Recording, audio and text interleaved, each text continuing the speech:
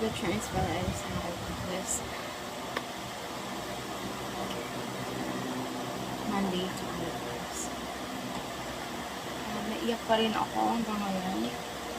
Sinabi ko ng kababayan ko sa Cebu.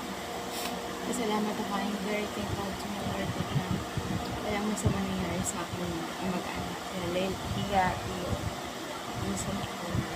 Ang gamit guys, lahat ng gamit na nasira ng WhatsApp, lahat yan ay babalik. Nakapalitan ulit, huwag lang yung buhay dahil hindi natin siya scores. Isa natin yung buhay. So, kalooban ni Lord, lahat ng pumanaw, kalooban ni Lord. So, I would like to say sorry sa mga kabayan ko last months ago.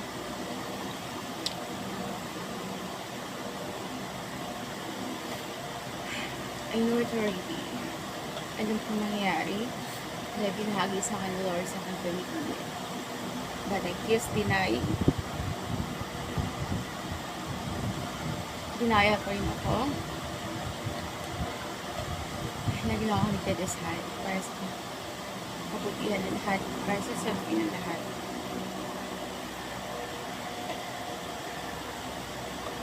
Pero nangyari na. I thank God na hindi umabot ng 1,000. It's just 64. And sana wala pa rin madagdag. Please mga tumulong guys. Maaaring matulungan ko rin mga kapamilya ko lang. Mag-anak ko lang kasi wala akong kakayahan. I don't have enough money para sa lahat. And pag tumulong ako, I never get my camera just to show. We just living wholeheartedly with our heart. Only the Lord God knows and sees what are the way. But saludo po ako sa mga vlogger na tumulong sa mga kababayan natin sa Cebu.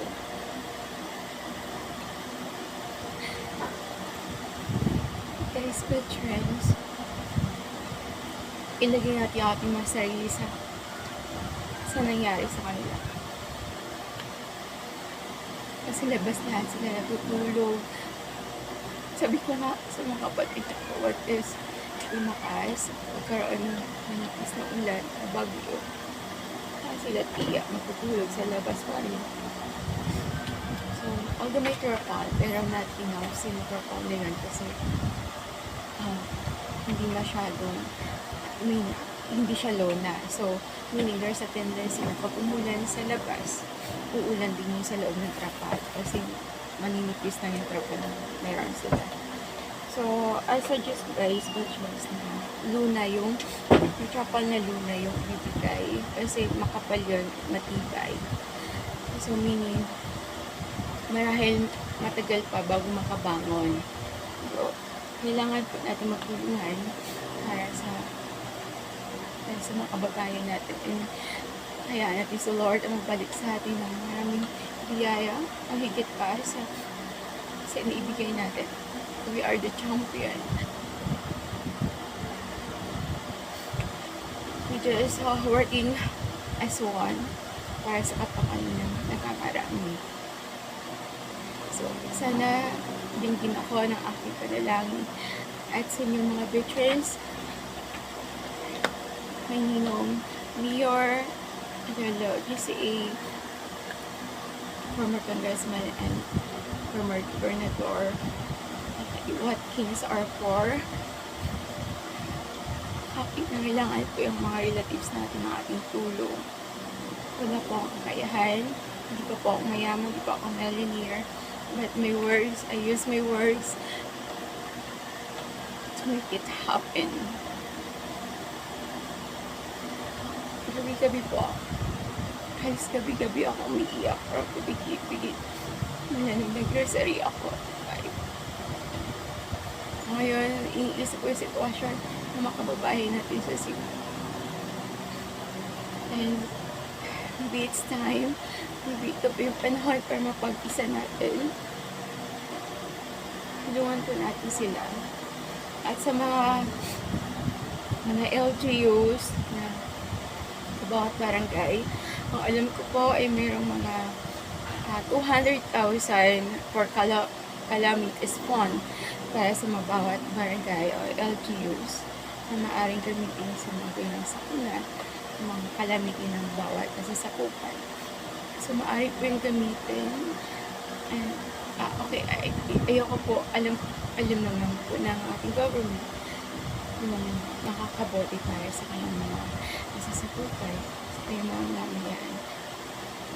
And, hayaan din po natin yung mga vlogger na tumulong.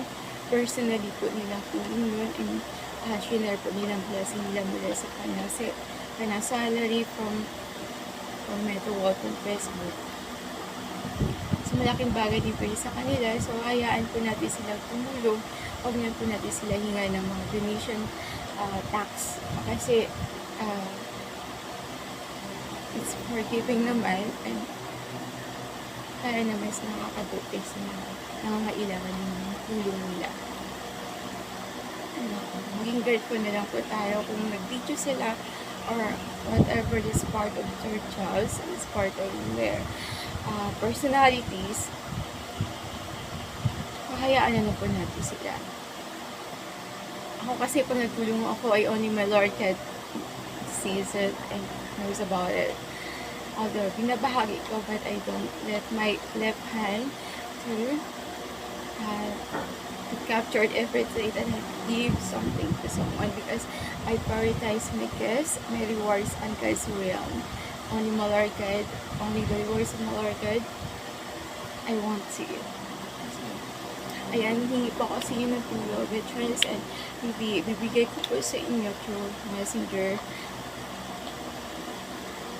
Kung sakali po, pagpalain po kayo ng Lord at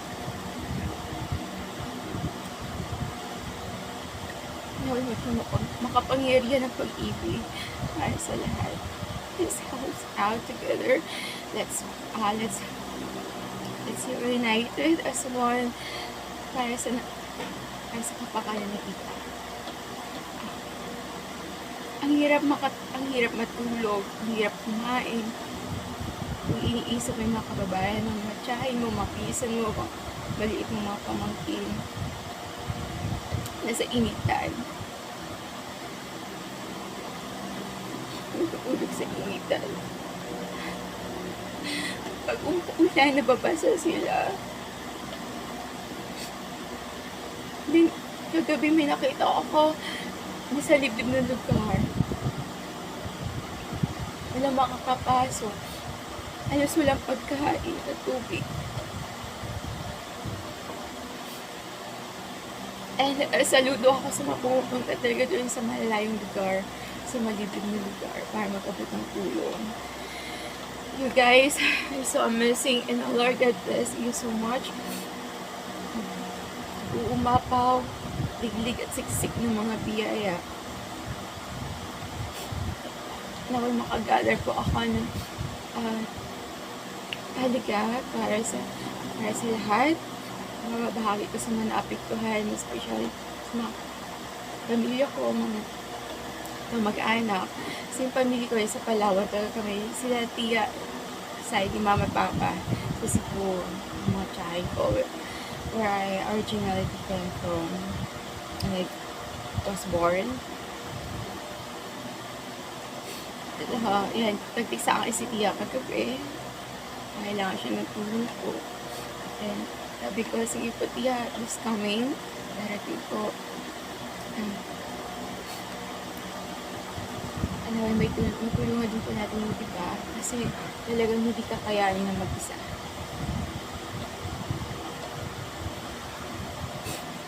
Okay. So guys, veterans, pagpalain na tayo ni Lord. And gagamitin natin ang oras na naiiwan sa atin sa kabutihan upang magkaroon tayo ng rewards sa Lord sa langit, at our souls will be saved through the second coming of our Lord. Those all good deeds that we are encountered here, that all good deeds we do here at our turning ground will be the great finds and our merits for our salvation. Yeah, connected with all our God all the time, with all of our kids,